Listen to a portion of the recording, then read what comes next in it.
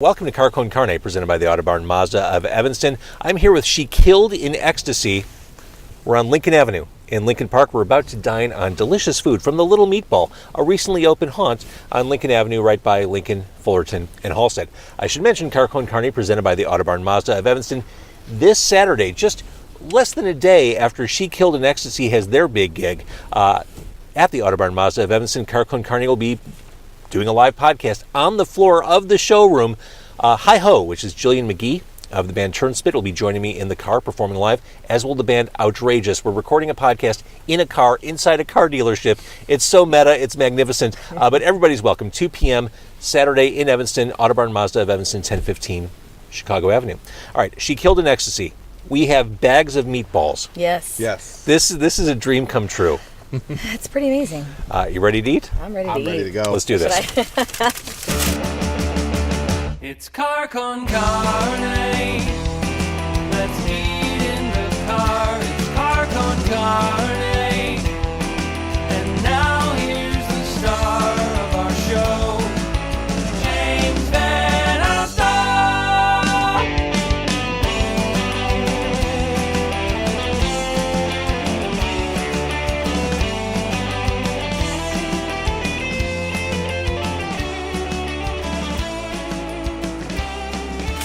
So yeah, we went in there, the Little Meatball, and they've got pizza slices. I think we got some pizza too, right? We do. They did hook us up with some. They gotta hook it up.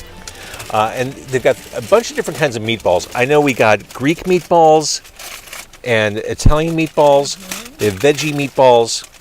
They all look great. Now, I should say, Risk and Shana of She Killed in Ecstasy, be gentle. This car is a loaner. This is clearly not my car. This is generously provided on loan by the Autobarn Mazda of Evanston. So I want you to be mindful as you eat your meatballs. That I will. We shall be very careful. I'm talking to you like I'm talking to my children.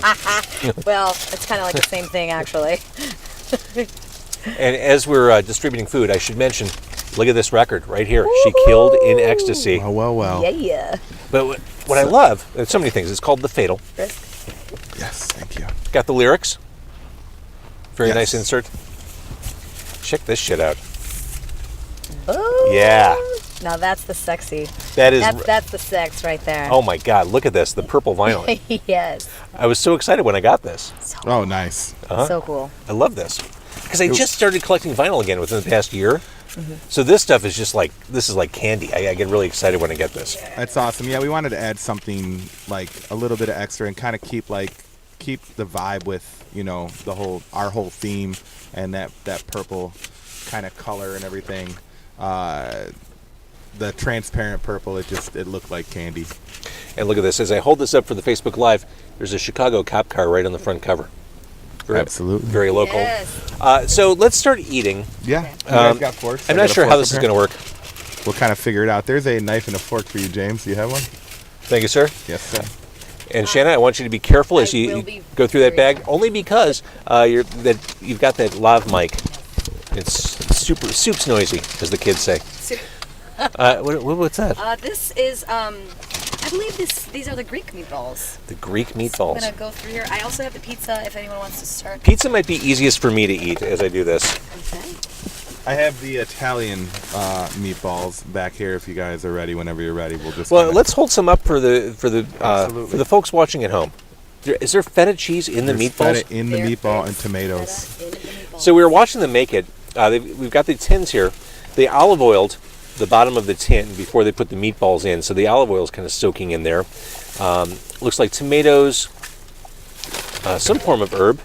She Killed in Ecstasy. I don't know where to begin. I guess we're going to start with the music. I listen to you first and foremost. I hear trip hop. Yeah, no, we're definitely influenced by the trip hop movement that came out of the UK. Your Portishead, Massive Attack, Sneaker Pimps.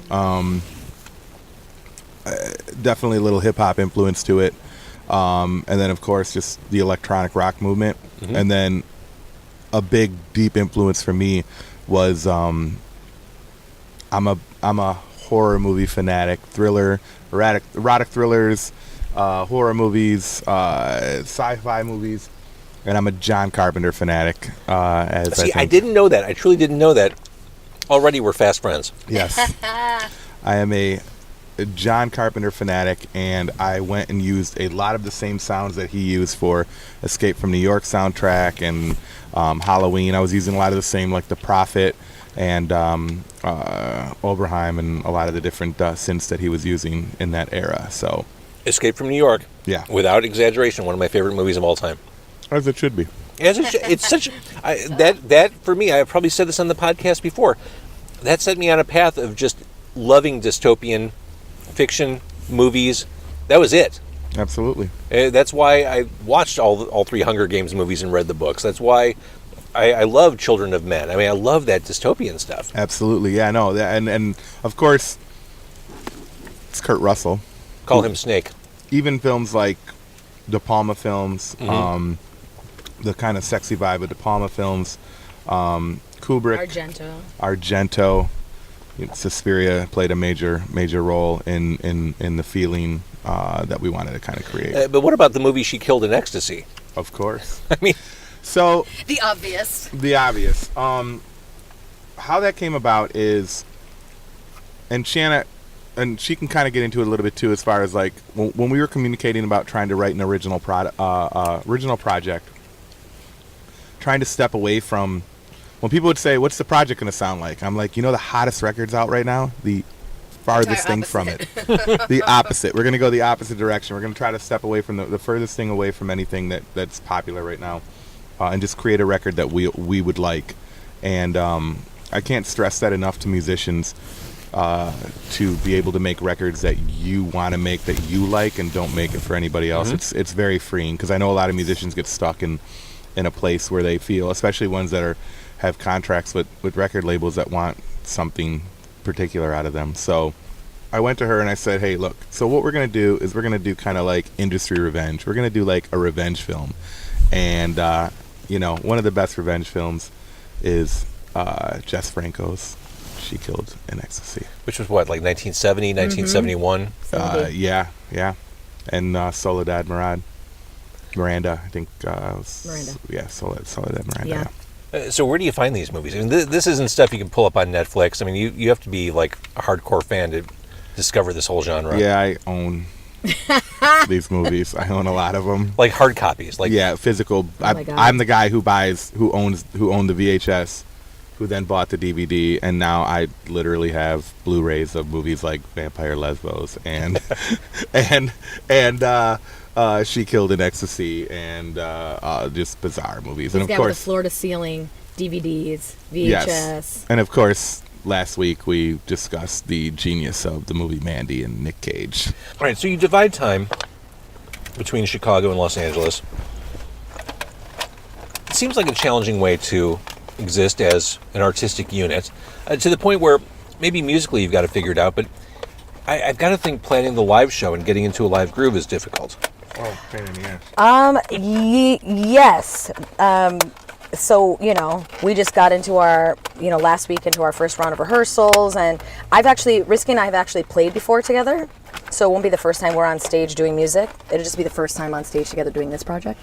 So how long ago was that?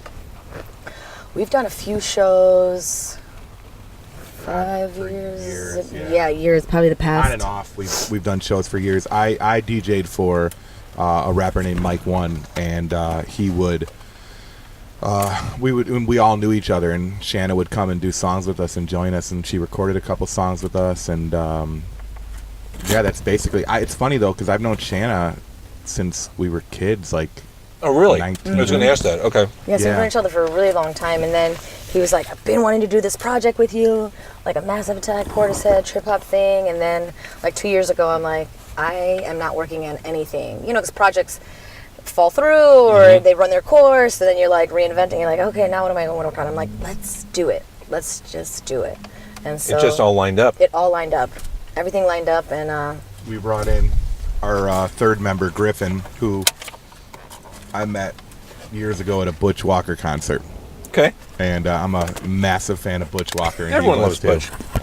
Yeah, and Butch is one of the best performers I've ever seen.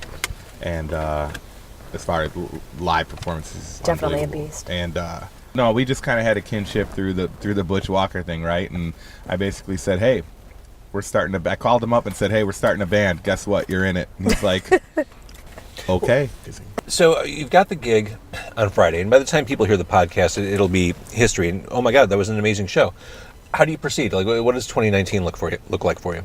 2019, looking at licensing the shit out of the music. It's super cinematic, so I see it, and that's that's actually the perfect way to describe it. It's I have a background. I've done a lot of licensing for TV and film, and but a lot of the things were like animation or like, original things like content created just for that. But this stuff is just so cinematic and can work in so many things. So we actually are in the process of signing a publishing deal with a company that globally licenses for TV, film, digital. That's awesome. And then to get on a tour to, get a like-minded group or a band. And we're actually meeting with possible management companies in after the first of the year to discuss the best route. This should grow, and you said it. I mean, it's cinematic music. It's dramatic. It's cool. It's vibey. It's sexy. I mean, this is This is great stuff. It works in movies. It works in the bedroom. It works in a exactly. It works in a live performance context. I mean, this is great. All right, so let's conjecture this out.